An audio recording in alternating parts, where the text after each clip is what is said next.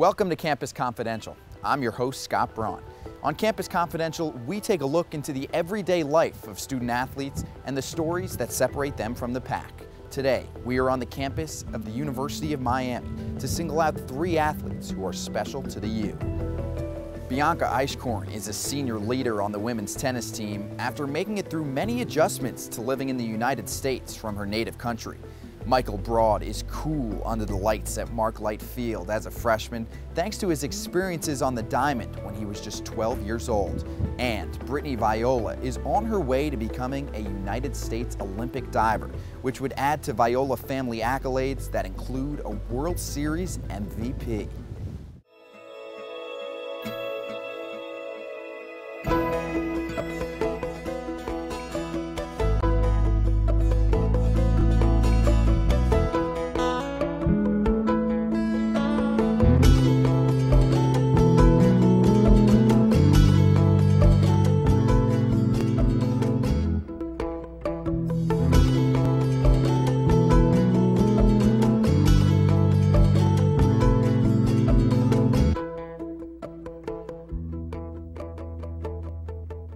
As a sophomore, Bianca Eichkorn climbed the ranks en route to one of the best individual seasons in team history. Her freshman year, though, was quite the culture shock. Basically, when I came here August 2007, that was my first step into the United States ever, so it was pretty exciting. Bianca said goodbye to the small-town lifestyle in Tengen, Germany. She trekked over to the U.S. to begin school at the University of Miami. The differences between where she grew up and her new home were endless. You can't even compare it, because I grew up in a village with like 2,000 people. But Miami was not even the destination that Bianca had originally planned. Miami was basically almost like an accident. My first choice was Pepperdine, and then the coach called me in January, and told me that he needed a girl right then, and he doesn't have a scholarship anymore. And he was pretty good friends with Paige, my coach now here. And then he basically called her and said, listen, I have this girl, and so that's basically how I got here. And when I came here, I just thought vacation. Like all the palm trees, that was for me always like just vacation and relaxing, going to the beach. I was so busy the first couple days, I just ran from one point to the other point. Hi, I'm Bianca Eichkorn, and Tuesdays and Thursdays I start my day off at 8 in the morning with weights. Just like in the play? No quiz today again. Did you get the email? Yeah. I think it definitely pays off our work in the weight room. And I think it's just it's great how he works with us, and I mean I have improved a lot in my fitness, and I think that shows on the court now too, comparing my freshman year to where I am now. Because next week we will max out, alright? And I expect everybody to go up in their maxes. When I first got here, I think I was so scared. He's just such a huge person, and the way he looks and everything, I was like, oh my god, I hope he doesn't kill me. No. We got a little challenge we got to do at the end of the workout. Alright? Here we go. Power clean. Let's go. Hurry up. The weight should not be heavy at all. If you've been working out halfway decent, the weight should not be heavy at all.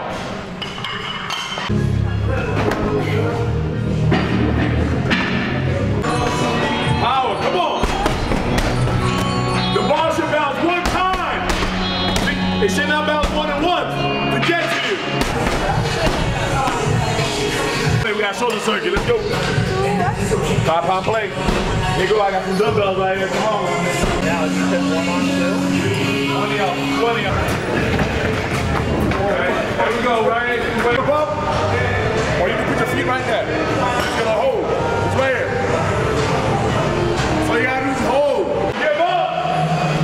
Don't give up, fight. Brittany. Don't give up. Hold it out, Brittany. Give up. And down. Great job. I'll see you guys Thursday.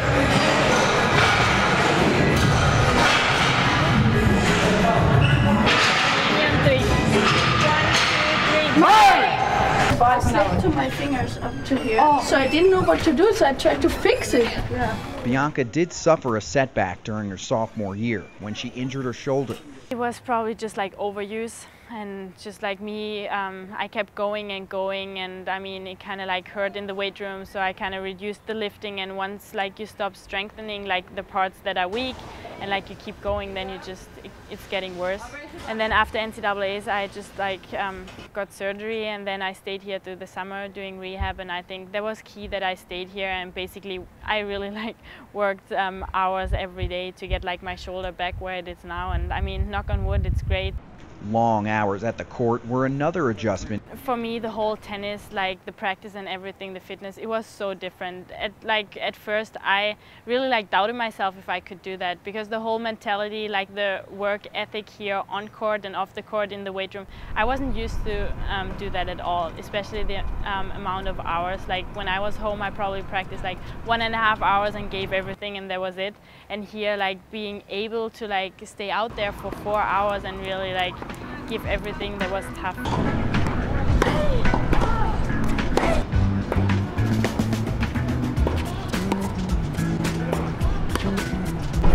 Okay, listen, I want Gabby to start at the net, okay? I'm going forward with a forehand drive.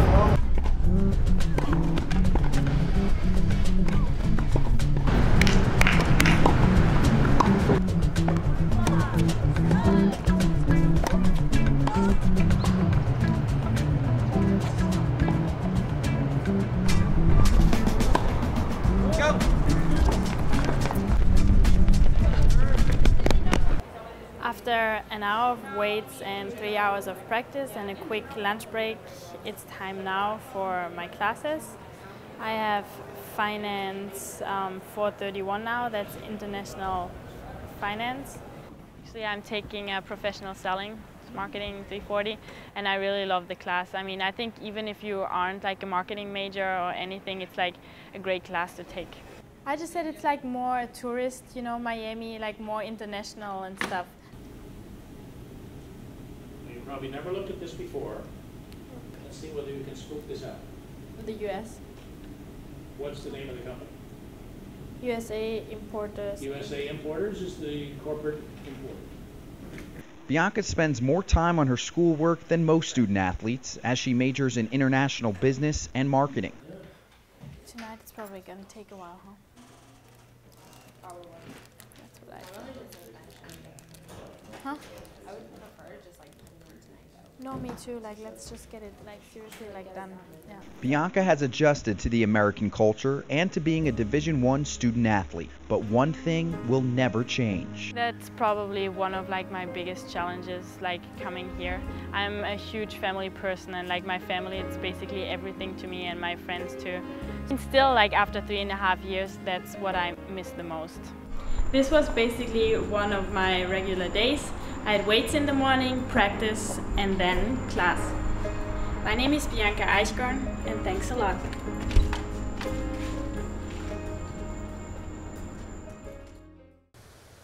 Making the adjustment to playing in the spotlight is difficult for many college athletes. baseball fans got to see Michael Broad start his career off with a bang, finishing the year as one of the team's top hitters. However, for Michael, playing in front of 3,000 fans at Mark Light Field is nothing new. After all, he captured the hearts of millions when he was only 12 years old. Hey, my name is Michael Broad, and you'll be following me around today. First, we're gonna get some breakfast. Back in 2003, Michael Broad experienced what most young baseball players can only dream of, leading his East Boynton Beach team to the Little League World Series. And not until it was over and I rewatched the games or whatever, did you realize, like, damn, there's a lot of people there. Michael became a Little League icon across the country. After throwing a no-hitter and reaching the World Series final against Japan, Michael Broad was a household name. Went to like news stations, met President Bush, got the first picture of the World Series. We're at all these different type of promotional events. We're in parades. I mean, when we flew in from the airport, we had like 4 fire trucks just spraying water on us as we kind of came in when we landed. And I don't know, it's kind of like a surreal kind of feeling. You're just kind of like just living in the moment. You know, we were in limousines everywhere we went. We had like parties at restaurants. and we're 600, 700, 1,000 people would show up for autographs and be lines out the door. It was crazy in the area. Thank you. This is a dining hall, and we're gonna get some food now. How you doing? Yeah, can I get just ham? 2 eggs, a scoop of egg whites. Gotta get that high C. The switch to an independent lifestyle in college is not easy for a 17-year-old. It was no different for Michael. You got that freshman energy, you just want to go everywhere and do everything and just meet everyone. So last year it was kind of like a struggle, just getting organized in my classes. And I think I could say that you grow a lot from your freshman and sophomore year. I think that's the biggest thing. You're a lot more organized. You already know what the routine is. Because last year you developed the routine. This year you already have it set and you just know what you got to do. Just got done with breakfast, going to Intro to Sports Administration with my professor, Paul Resnick, and it should be an interesting class. Usually we just talk a lot about sports and try to take notes, pretty much. I wrote some on the front of it and some on the back of it.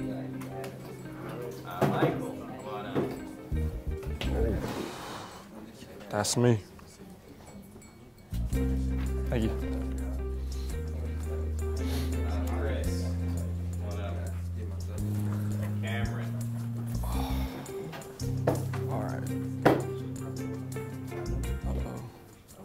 Shit. Drew. 12. Nah. Max. Is that 25? That 25? No. 22. Either fined or ejected for illegal hits. However, after the series of recent flagrant acts. While Michael enjoys his sport administration courses, he is most interested in the communication field. My major is broadcast communications. And freshman to sophomore year is a big change. It's a lot tougher this year, for sure. Last year, you have intro to this, intro to that, intro to this, and this year you're in your my COM 302 class and my CNJ 111 class. It's right into it. A lot smaller classes. Intro classes, you have 100 and something kids. Now I have 15 to 20 kids in the class, and it's papers due here and here and here, and it's a lot harder, but at the same time, you're a little more organized, so you know how to get it done. G-Girl is only 5 years old. The environment, he writes about urban living and so on. Not only does he have to write the stories. So that's it for classes today. Now let's get on to practice. This year on the baseball field, I just feel so much more comfortable. Last year I was a little nervous around Jim Morris 3, a little nervous around him. And always nervous that I'd do everything right, and I'd forget to do something, I'd freak out or whatever. But this year, I just know what I gotta do, so it makes everything a lot easier. During the fall season, the baseball team practices and holds inter-squad scrimmages 5 days a week, lasting 3 hours a day. Natural born catcher. TV time. You gotta get the grades up. That's something we're gonna give you more time. And as I said, I don't want to see you on this field signing their money. You guys are in study hall. I don't want to see you down here on Sunday, Monday in class when you could be doing your stuff in there. She set up, I think, 3 hours for you guys to be in there. His freshman year, Michael had one additional challenge. Having the ability to play many positions, often he wouldn't know where he would be playing until hours before the game. Sure, I was a utility player. I started second, played shortstop, started at third base, started in left field, and I started DH. So I played in the infield. I played, in and out. The thing about playing second base is I'll just know I'm at second base this year. Last year, before the game, I would be at DH, or I'd be at third base or something, and all of a sudden right before the game, oh, Mike, you got to start at second today. And I'd be like, I didn't even say ground balls at second today. Or I'd be at second today, or fielding ground balls all day, and then Mike, you're starting in left field today. Second baseman, where do we want the ball? Show me on the base. On the third base, let's see where they want it. Where do you want the ball? See, you're not on the base. Where do you want the ball, Mike? Front corner, back corner, right in the middle? Back half in the middle.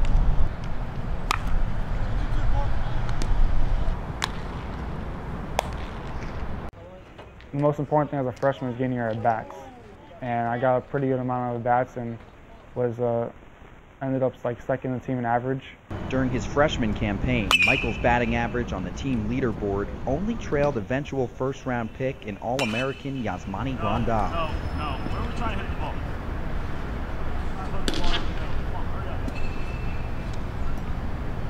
He then batted .300 this past summer, leading his team to the Valley Baseball League Championship.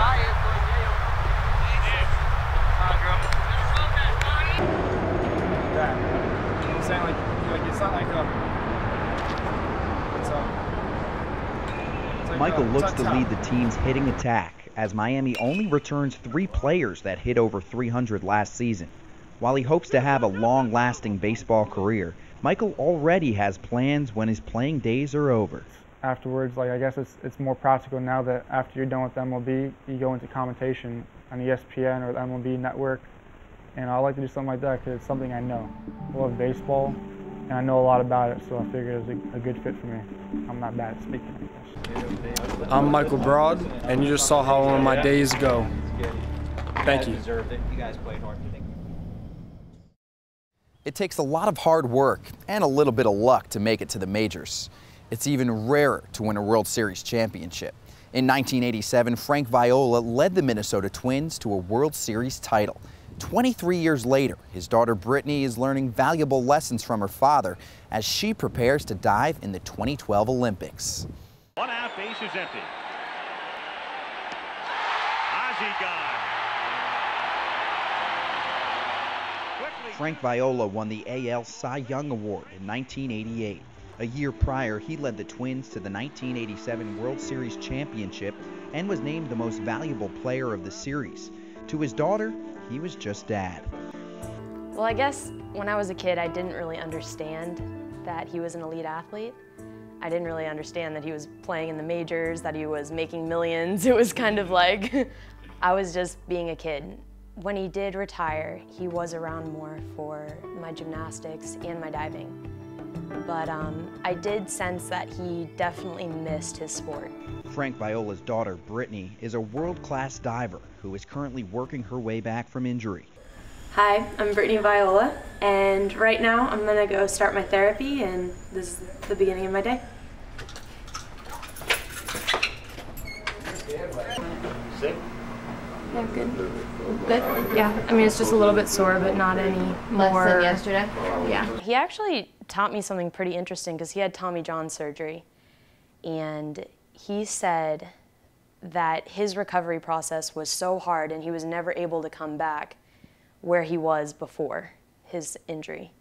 And so really he feels like he kind of gave up on himself through the process. And so something that he learned through his life experience was, you know, not to give up. And so he's been able to encourage me to keep pushing. So it's like doing a little jog on the trampoline. 5 minutes today. Straight. You just want to kill me. During the 2009 season, Brittany had a nagging foot injury. After multiple surgeries during the past year, she is taking part in a rigorous physical therapy plan to get back on the board.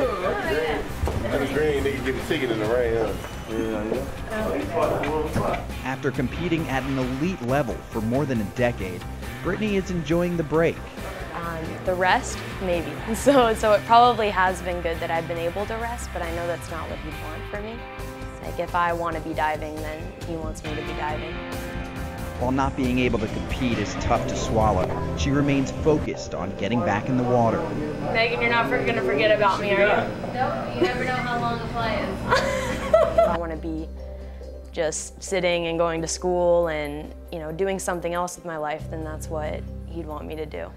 Being a student athlete is tough enough, so who would want the added responsibility of being president of the student athlete organization? I had no idea what SAC was all about. I had been to a couple meetings, but I decided to take that position on, and I think it's probably one of the best decisions I've made. As SAC president, Brittany does not only work with student athletes at Miami, but also amongst the entire Atlantic Coast Conference. Okay, Billy Bledges, Kristen McKinney. I put Kristen. The key is definitely organization. And that's something that I actually love to do. All right, I'll start. Let me call. Yes, I can. That's why you leave messages if no one answers. I'm very like meticulous, and I gotta set up my planner. Every date has to go in my planner. And if you want to ask everyone what they think about the food. It seems like a full day already. Brittany has plenty more to go though. A quick pit stop gives her a boost before she's on the move again. Hi, can I please have a grande soy vanilla latte? All right, so I just finished a meeting, a SAC meeting with Lauren Phipps, my vice president, and I'm heading to a sport ethics class with Dr. Mullane. And the day just continues. Unless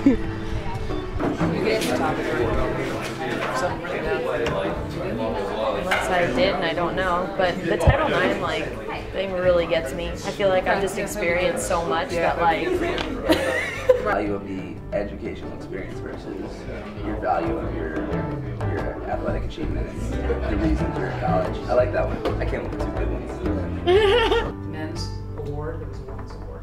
A lot of schools in the ACC were kind of disappointed with how they're separating the sports and saying like these are more points than the other ones. Brittany's other major is in electronic media at the School of Communication. I absolutely love the communication school. Like every class I took challenged me in a different way, and it opened me up to something that I knew nothing about. Like I had never played with a camera before. I had never made my own promo or 30-minute program or anything like that. So I just finished class and got the other half of my lunch and I'm heading to my internship with the Hurricane Club.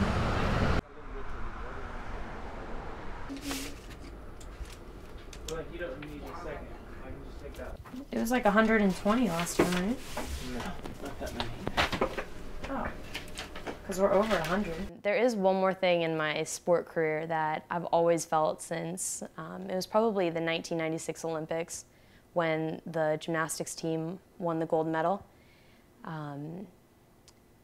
Something about that really inspired me, and I wanted to go to the Olympics. I wanted to be an Olympian, and I wanted to win a gold medal, and I wanted to hear the national anthem. It's kind of like right now it's a step by step. I need to recover and be able to do the dives that I would compete in the Olympics. So that's step one. Step two is to start competing. And so my goal right now is to just try to go to NCAAs and compete, like get the experience again. And then the next year after I graduate, I'm gonna stay in Miami and just train for the Olympics.